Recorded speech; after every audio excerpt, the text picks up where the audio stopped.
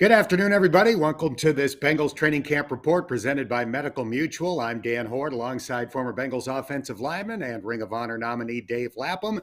And as you can see in the middle of the screen, our very special guest today is one of the best free agent signings in Cincinnati Bengals history, a key member of last year's Super Bowl team, slot cornerback number 21, Mike Hilton. Mike, thank you so much for joining us on this training camp report today.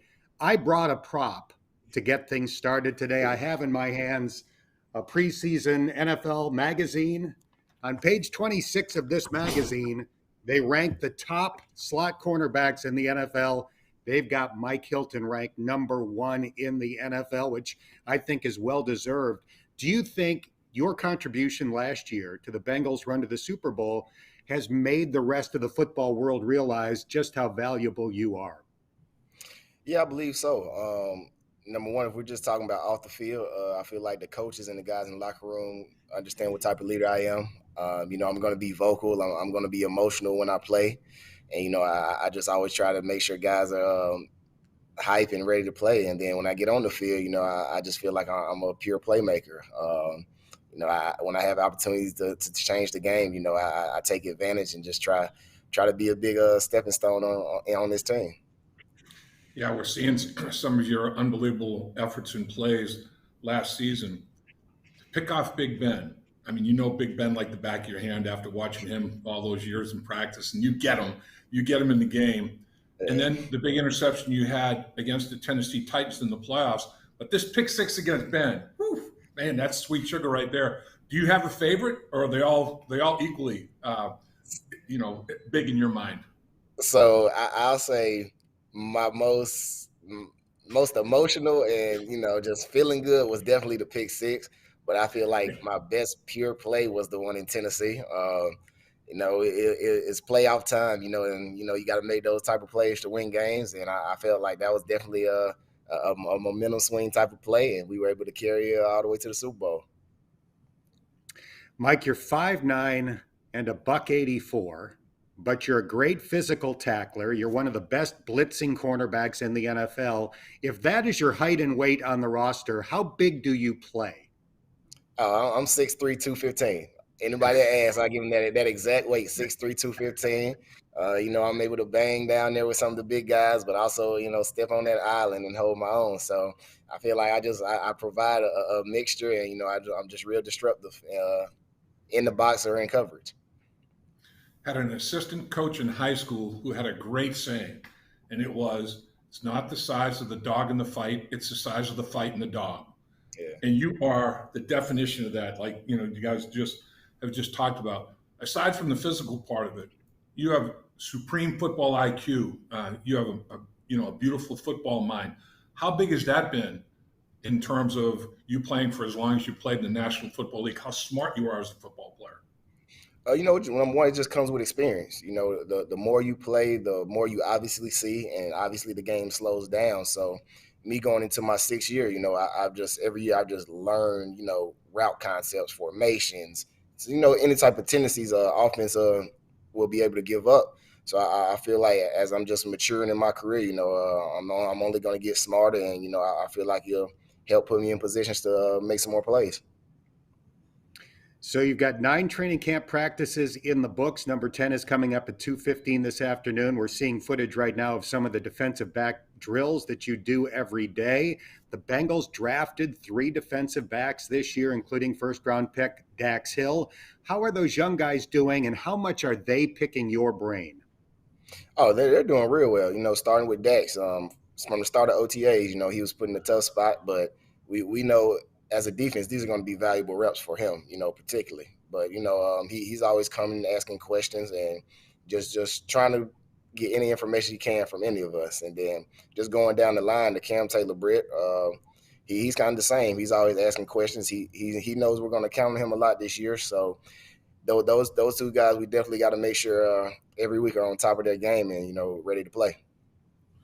Yeah, we're looking here at leveraging receivers, using the sideline to your advantage and leveraging people and making those all-important tackles, which are huge. How about when you were a young player in the National Football League. You're an unbelievable mentor, and the young defensive backs are brilliant to go to you to ask questions and get the right answers. Who was the guy that you went to? Who was the guy that mentored you that you're trying to pass it along now?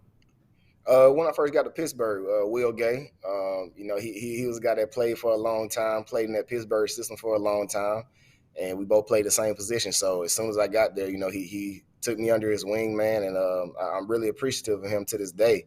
He definitely taught me a lot on and off the field, just about how to take care of your body, how to watch film, and, do those little things to prolong your career. And, it's just, I never take it for granted. Even to this day, I'm willing and open to any information from a young guy, a veteran. So, I'm just willing to learn every day and get better. Mike, final question for me. If you look back at last season as a whole, the Bengals defense was 17th in the NFL in points allowed, so basically right in the middle of the pack. But the defense played great in the postseason. Nobody scored 25 points against the Bengals in those 4 postseason games. Do you see a carryover to training camp? And if so, in what ways?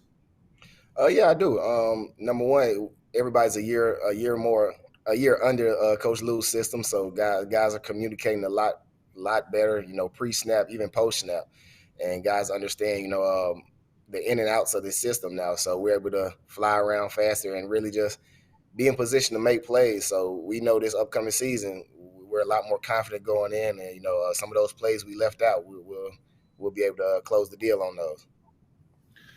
And final question for me as well. In today's football, you have to be versatile. You have to have position versatility. You can't just do one thing. You can do multiple things. Almost everybody in the back end can play inside, outside, safety, corner, whatever. Linebackers, do all kinds of different things. Defensive linemen will play more than one position. You have to, right? I mean, to survive in today's NFL, to make it in today's NFL, versatility is a big deal, isn't it? Absolutely. The way defense picks up offensive tendencies, offense do the same thing towards defense. So obviously, if you're moving people around, you're getting them possibly in better matchups they can win. And we feel like with the secondary, we got a lot of pieces that can move around and just keep quarterbacks and offenses off balance. You might see Dax's safety one play. Next play, he's blitzing from the nickel. I could be playing the dime backer, rolling the safety. So it's just like it's a lot of puzzle pieces that we can put together and definitely make offenses off balance. Mike, this magazine got it right.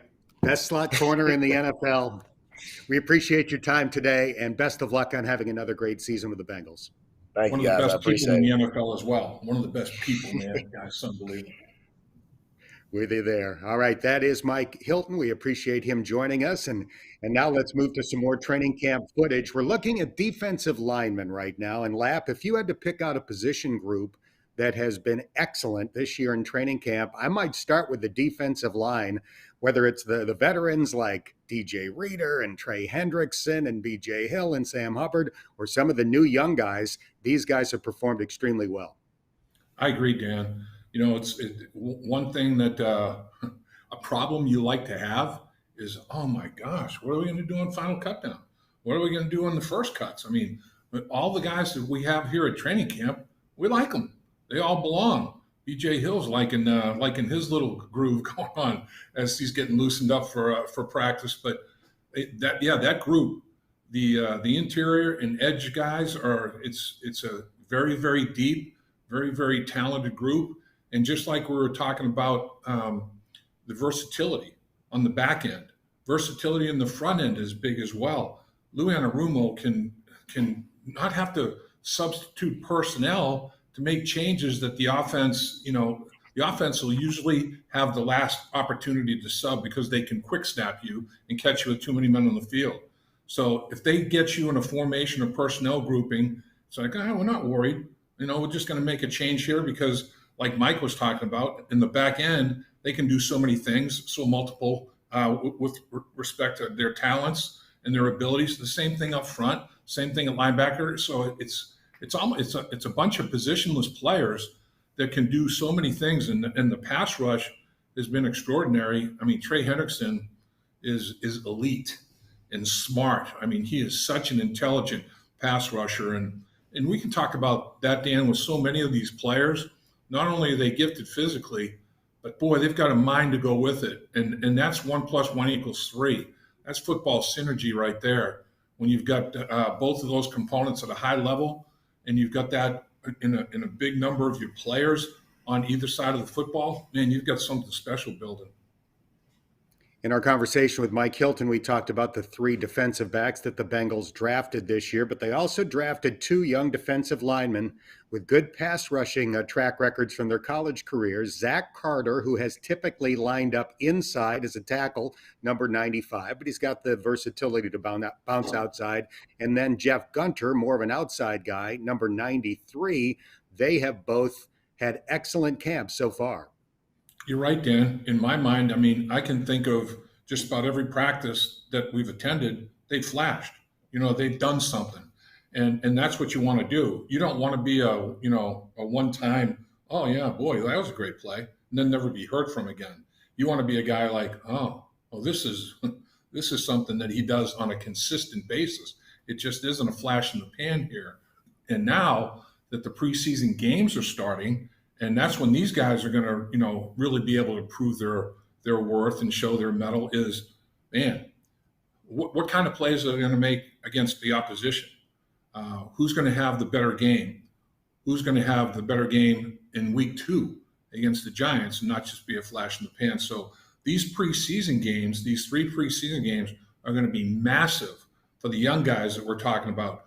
Coaches already know and trust what these veteran players can do for them. But the battle that's going to rage for those final position spots on the back end of the defensive line, in the secondary, everywhere on this football team. I mean, the competition is going to be extreme. And some guys are practice players and don't show up in a game. Some guys, they're just okay in practice, and then all of a sudden they're gamers.